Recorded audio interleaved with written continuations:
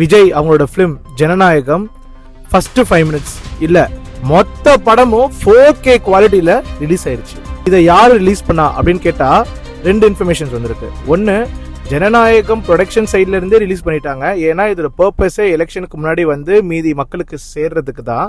But இது unfortunately release ஆகாதனால, so எப்படி release ஆகாது எலெக்ஷன்ஸ் அண்ட் ரிசல்ட்ஸ் முடிகிற வரைக்கும். ஸோ அதனால இப்பயே அது ரிலீஸ் பண்ணிடலாம் லிங்க் மூலமா ஒரு 4K குவாலிட்டி ஃபுல் ஃபிலிமா அப்படின்ட்டு ஒரு இன்ஃபர்மேஷன் சொல்றாங்க.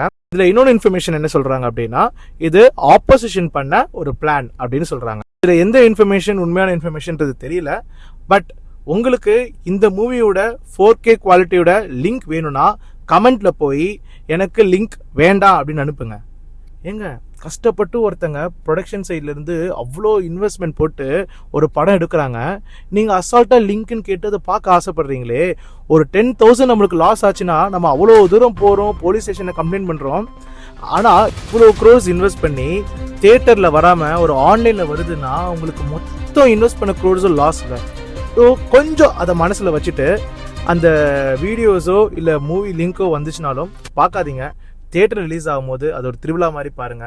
பரவாயில்ல, எனக்கு லிங்க் கண்டிப்பாக வேணும் அப்படின்னு ஆசைப்பட்டீங்கன்னா தரமாட்டேன். ஏன்னா என்கிட்டயே லிங்க் இல்லை. ஸோ இருந்தாலும் நான் பார்க்க மாட்டேன். தேங்க்யூ.